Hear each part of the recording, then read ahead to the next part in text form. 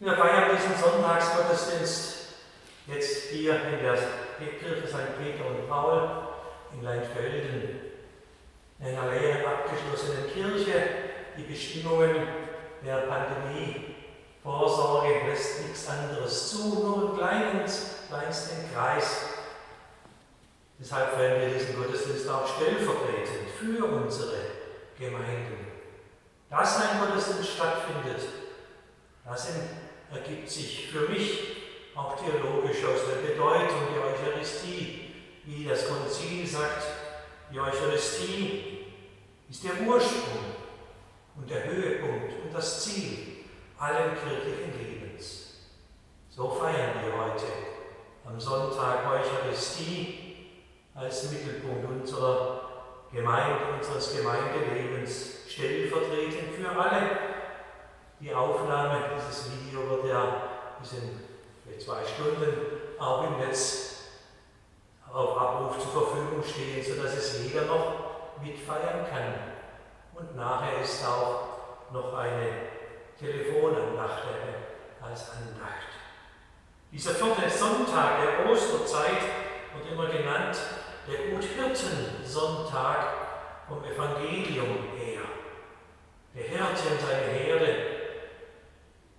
Auch wenn uns dieses Bild gar nicht so mehr so geläufig ist, außer auf der Schwäbischen Alb, kann es uns doch vieles zeigen von Ostern her, was die Verbundenheit mit Jesus bedeutet, wie sie stattfindet, welche Folgerungen daraus entstehen. Und dieser 4. Sonntag mit dem guten Hirten-Motiv ist auch seit 60 Jahren der Weltgebetstag um kirchliche Berufe. Also Menschen, die ihre Berufung, als in der Kirche ihren Beruf auszuüben, dass es immer neue Berufungen auch gibt. Darum wollen wir heute beten. Herr Jesus Christus, mitten in unseren Ängsten hören wir deine vertraute Stimme. Herr, erbarme dich. Herr, erbarme dich. Du kennst uns und du liebst uns mit unseren Schwächen. Christus, erbarme dich. Christus, erbarme dich. Du gibst alles für uns, dein ganzes Leben bis in den Tod. Herr, erbarme dich. Herr, erbarme dich. Der allmächtige Gott erbarme sich unser, er nehme von uns Sünde und Schuld und führe uns zum ewigen Leben. Amen. Das Gloria. Gloria,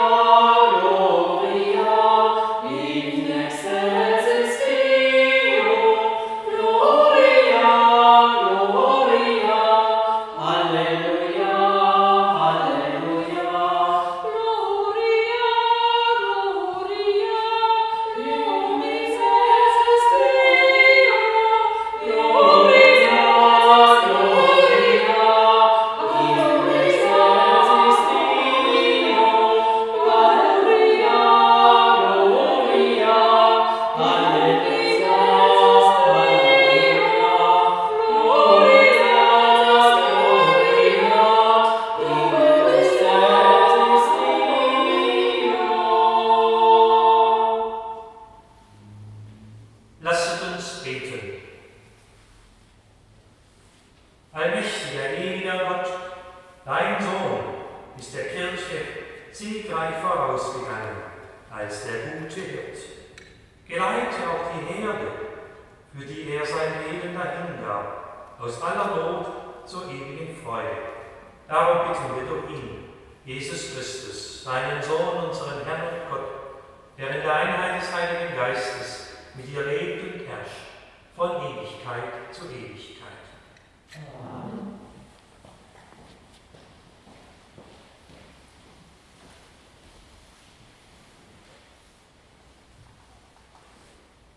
In keinem anderen ist das Heil zu finden. Lesung aus der Apostelgeschichte. In jenen Tagen sagte Petrus, erfüllt vom Heiligen Geist: Ihr Führer des Volkes und ihr Ältesten, wenn wir heute wegen einer guten Tat an einem kranken Menschen darüber vernommen werden, durch wen er geheilt worden ist, so sollt ihr alle und das ganze Volk Israel wissen: Im Namen Jesu Christi des Nazoräers, den ihr gekreuzigt habt und den Gott von den Toten auferweckt hat, durch ihn steht dieser Mann gesund vor euch. Dieser Jesus ist der Stein, der von euch Bauleuten verworfen wurde, der aber zum Eckstein geworden ist. Und in keinem anderen ist das Heil zu finden, denn er ist uns Menschen kein anderer Name unter dem Himmel gegeben, durch den wir gerettet werden sollen. Wort des lebendigen Gottes. Dank sei Gott.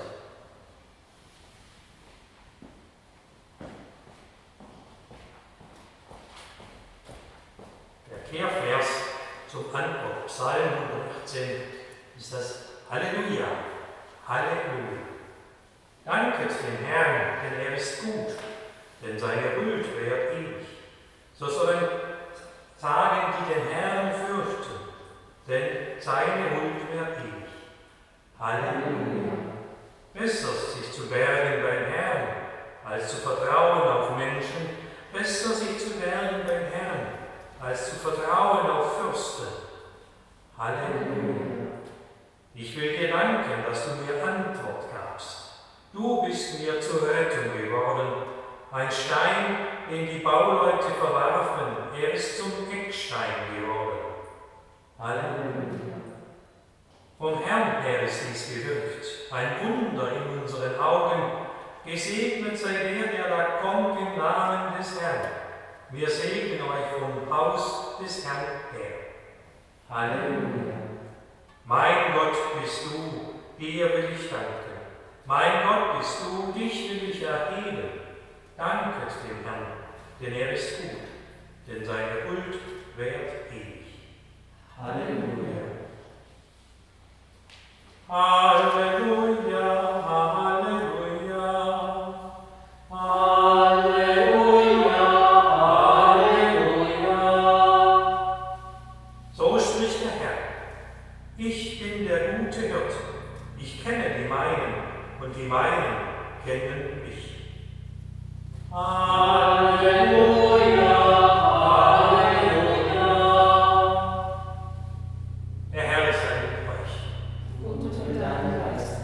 Aus dem heiligen Evangelium nach Johannes. Ehre sei dir, o Herr. In jener Zeit sprach Jesus: Ich bin der gute Hirt. Der gute Hirt gibt sein Leben hin für die Schafe. Der bezahlte Knecht aber, der nicht so ist und dem die Schafe nicht gehören, sieht den Wolf kommen, lässt die Schafe im Stich und flieht.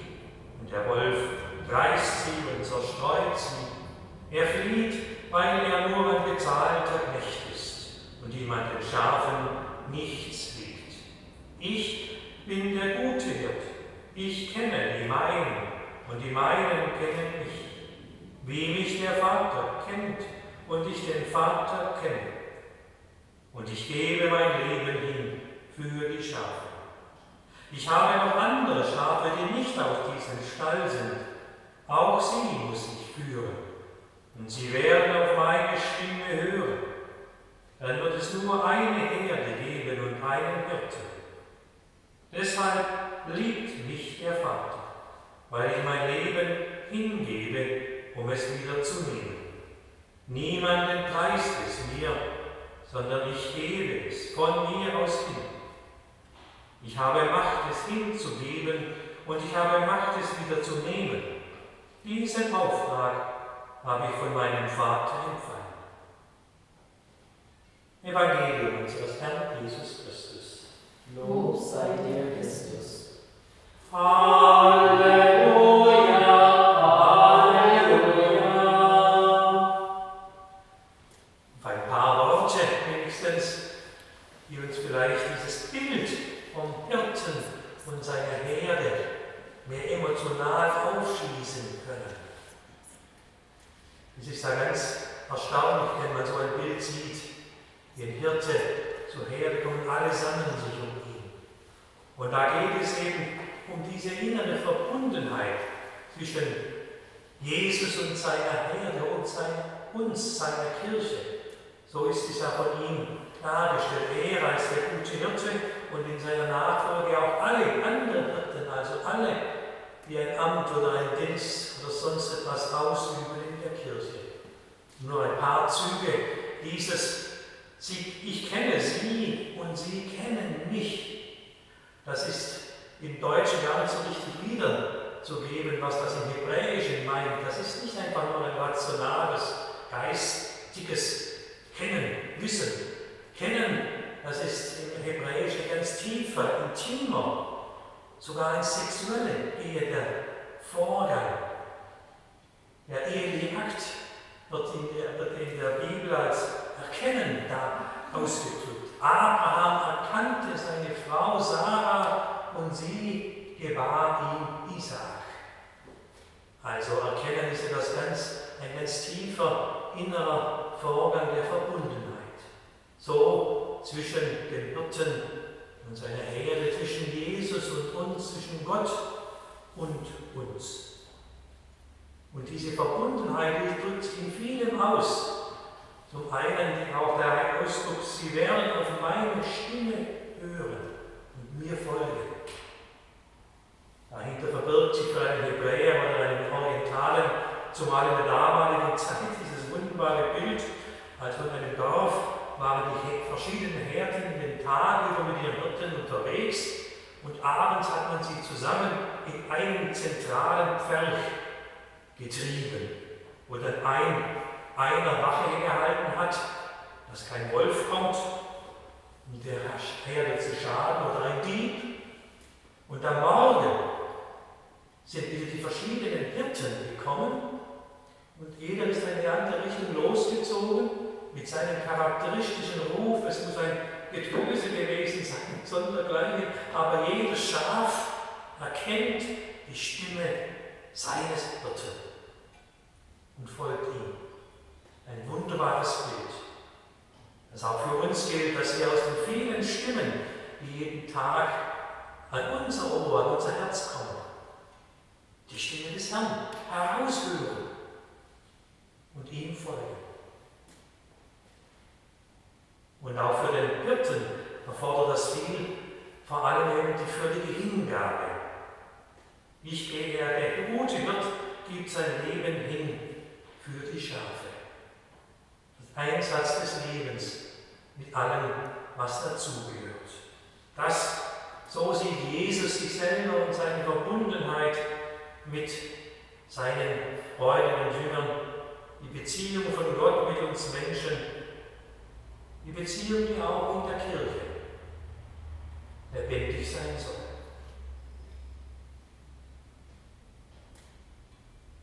Bekennen wir und vereinen wir uns als seine Herde im Glaubensbekenntnis. Ich glaube an Gott, den Vater, den Allmächtigen, den Schöpfer des Himmels und der Erde, und an Jesus Christus, seinen eingeborenen Sohn, unseren Herrn, empfangen durch den Heiligen Geist, geboren von der Jungfrau Maria, gelitten unter Pontius Pilatus, gekreuzigt, gestorben und begraben, hinabgestiegen in das Reich des Todes, am dritten Tage auferstanden von den Toten, aufgefahren in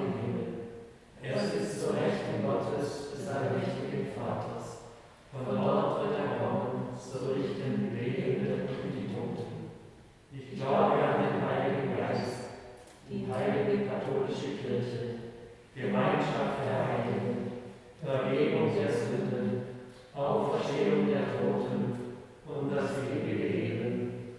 Amen.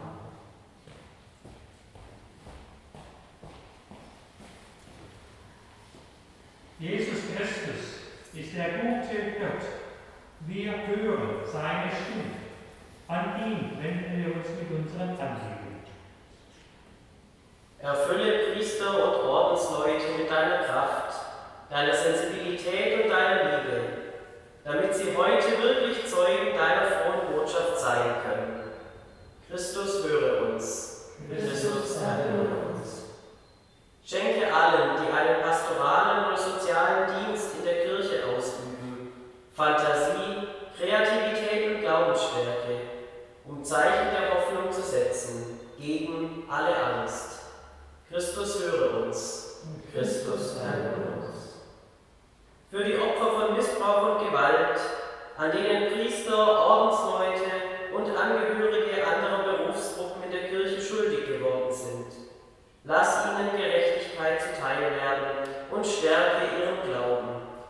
Christus, höre uns. Christus, erhöre uns. Wir beten für alle, die in Angst und Sorge leben müssen, besonders für die schwer Kranken und Leidenden. Lass sie deine Nähe spüren und umfange sie mit deiner Liebe. Christus, höre uns. Christus, erhöre uns. Für uns alle, dass wir selbst an unserem Platz und mit unseren Möglichkeiten dir nachfolgen und dass aus unserer Mitte auch in Zukunft viele geistliche Berufungen hervorgehen. Christus, höre uns. Christus, erhöre uns. Gut sei Gott, dein Sohn ist der Kirche vorausgegangen als der gute Hirt. Führe uns, für die er sein Leben dahingab, aus aller Not zur ewigen Freude. Darum bitten wir durch Jesus Christus, unseren Herrn. Amen.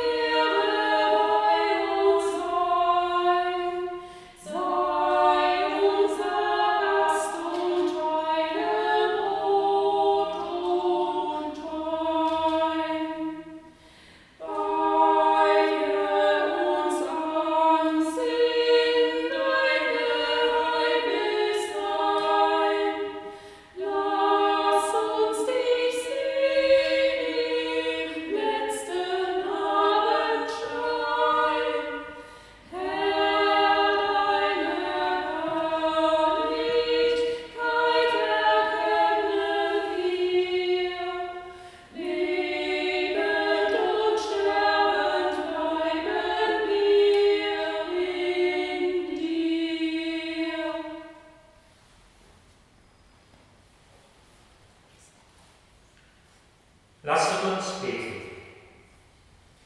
Herr unser Gott, gib, dass wir dir allzeit danken auf die Feier der fürstlichen Geheimnisse in der Eucharistie. In ihnen führst du das Werk der Erlösung fort. Mach sie für uns zur Quelle der unvergänglichen Freude. Darum bitten wir durch Christus, unseren Herrn. Amen. Der Herr sei mit euch. Und mit deinem Geist. Erhebet die Herzen. Wir haben sie beim Herrn. Lasst uns danken, dem Herrn, unserem Gott. Das ist würdig und recht. In Wahrheit ist es würdig und recht, dir, Vater, in diesen Tagen freudig zu danken, da unser Osterlamm geopfert ist, Jesus Christus. Als er seinen Leib am Kreuz dahingab, hat er die Opfer der Vorzeit vollendet. Er hat sich dir dargemacht zu unserem Heil. Er selbst ist der Priester, der Altar und das Opferlamm. Durch ihn preisen wir dich in österlicher Freude und singen mit den Chören der Engel das Lob deiner Herrlichkeit.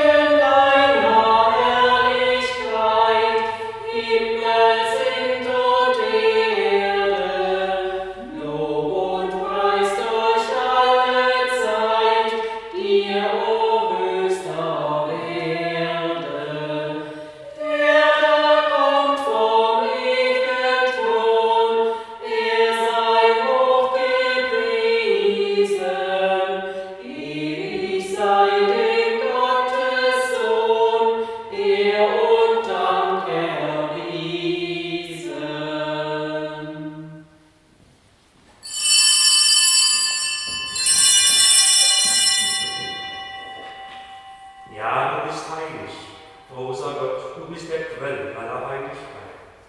Darum kommen wir vor dein Angesicht und feiern in Gemeinschaft mit der ganzen Kirche den ersten Tag der Woche, als den Tag, an dem Christus von den Toten erstanden ist. Durch ihn, den du zu deiner Rechten erhöht hast, bitten wir dich. Sende deinen Geist auf diese Gaben herab und heilige sie, damit sie uns werden, Leib und Blut deines Sohnes, unseres Herrn Jesus Christus. Denn am Abend, an dem er ausgeliefert wurde und sich aus freiem Willen dem Leiden unterwarf, nahm er das Brot und sagte dann, brach es, reichte es seinen Jüngern und sprach, nehmet und esset alle davon, das ist mein Leib, der für euch hingegeben wird.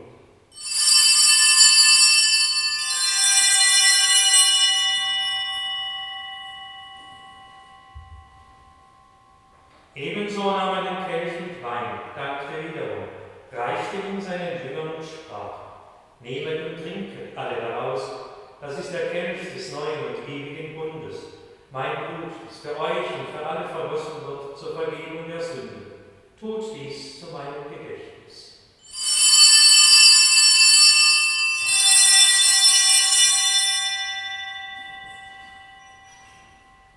Geheimnis des Glaubens. Deinen Tod, o Herr, verkünden wir, und deine Auferstehung preisen wir, bis du kommst in Herrlichkeit. Darum, gütiger Vater, feiern wir das Gedächtnis des Todes und der Auferstehung deines Sohnes und bringen dir so das Brot des Lebens und den Kelch des Heils dar. Wir danken dir, dass du uns berufen hast, vor dir zu stehen und dir zu dienen.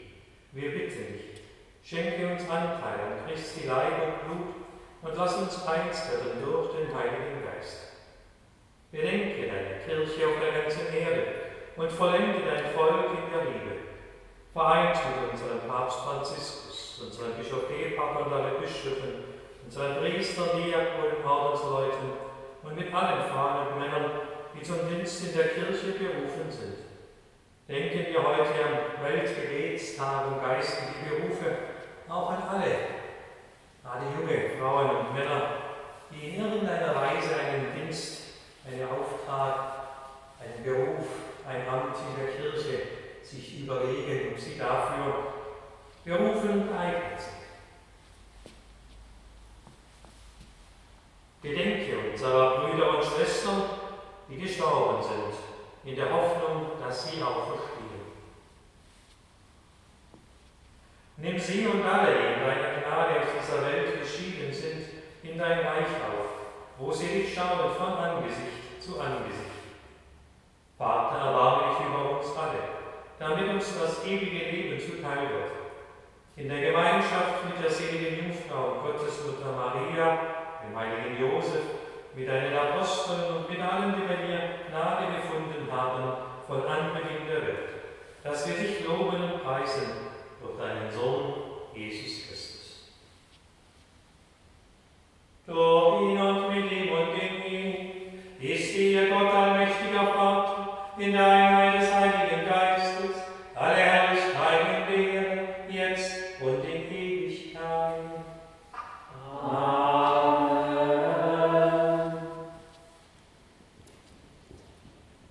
Beten wir das Gebet, das uns verbindet, auch wenn Sie in der Gemeinde später dieses Video hören und sehen und mitbeten. Wir sind über die Räume und die Zeiten miteinander verbunden als unsere Gemeinde. Vater unser im Himmel, geheiligt werde dein Name, dein Reich komme, dein Wille geschehe, wie im Himmel, so auf Erden. Unser tägliches Brot gib uns heute und vergib uns unsere Schuld, wie auch wir vergeben unseren Schuldigern. Und führe uns nicht in Versuchung, sondern erlöse uns von dem Bösen. Erlöse uns, Herr, allmächtiger Vater, von allem Bösen und gib Frieden in unseren Tagen. Komm uns zu Hilfe mit deinem Erbarmen und bewahre uns vor Verwirrung und Sünde, damit wir voll Zuversicht das Kommen unseres Erlösers, Jesus Christus, erwarten. Denn dein ist das und die Kraft und die Herrlichkeit in Ewigkeit. Amen. Am Ostertag trat Jesus in die Mitte seiner Jünger und sprach den Friedensgruß. Deshalb bitten wir: Herr Jesus Christus, du Sieger über Sünde und Tod, unser guter Hirte, schau nicht auf unsere Sünden, sondern auf den Glauben deiner Kirche und schenke uns nach deinem Willen Einheit und Frieden. Der Friede des Herrn sei alle Zeit mit euch. Und mit deinem Geiste.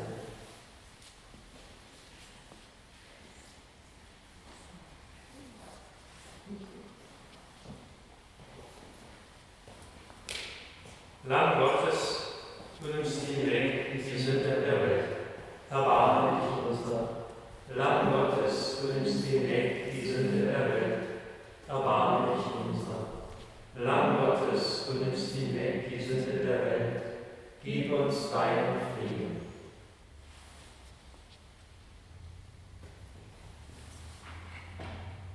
Seht Christus, das Lamm Gottes, es nimmt hinweg die Sünde der Welt. Herr, ich bin nicht würdig, dass du eingehst unter mein Dach, aber sprich nur ein Wort, so wird meine Seele gesund. Nicht ihr, nicht habt mich erwählt, sondern ich habe euch erwählt, so spricht der Herr. Der Leib Christi. Amen.